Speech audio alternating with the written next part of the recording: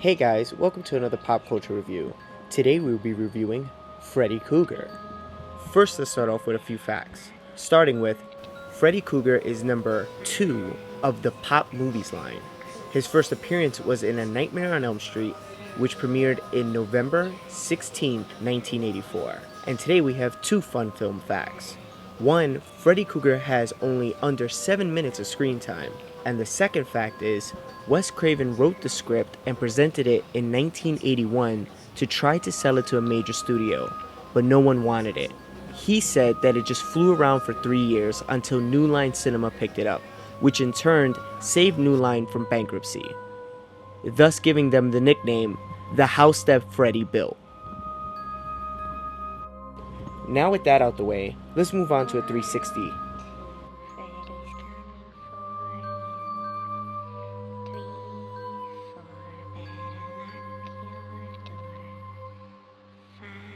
So one thing I gotta start off with saying is that I absolutely love the sculpt of this Funko. Like the little chunks that are missing in his flesh, and it looks like a pizza, which was the original intent according to the guys who worked on the actual sculpt for the film.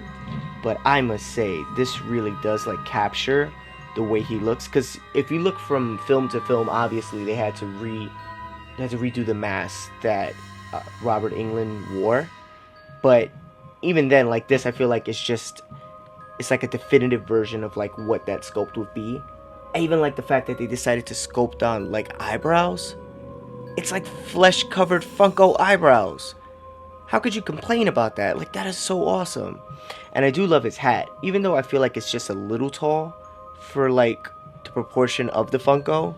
I feel like still looking at it, it definitely very much captures Freddy Krueger's hat. I love the fact that they even gave it the little hole that's there. Like, that's dope. I find that so cool. I wish they would have added a little bit more damage and tarnish around the hat, but this is just minor complaints. Even the fact that they decided to break up the monotony in his face and not just keep it flesh covered all the way around. It's like these little carvings in the back of his head. I thought that was brilliant. This is just a great sculpt. My only minor complaint is that I wish they would have gave him a little bit of like burns, like not burns on his ear, but like just made it more attached to his head, because that's definitely one of the things that they had on Freddy Krueger in some of the films. Like his ears were like skin attached to it. It didn't seem like just like a actual ear. So I wish they would have caught that detail. Knowing Funko and their details, I'm surprised they kind of missed that one. But this is just minor nitpicking. Now moving down to his torso, you could see that he has his infamous red and green Christmas sweater, which I absolutely adore. The paint kind of bleeds just a little bit, like right over here. The red is not where it's supposed to be, so the green is not lined up as much as it should be. But once again, minor nitpicking. I do enjoy the fact that they decided to give him like little tears and rips into his sweater, like in his hands and stuff like that. On the bottom of the sweater, like the detail going into like the sweater itself, how it actually looks like ridges in it. The fact that his hand is like, they didn't even cheap out on the hand. There is definitely scars on his hand. Look at that. It's dope. And then look at this glove. It definitely looks sharp. Well, kind of, for like a toy, you know, for like a children's toy, without it actually being sharp at all. I do feel like they definitely captured that Freddy glove. It is so awesome. Even though the legs and the feet are very basic, they look like pretty much any Funko legs.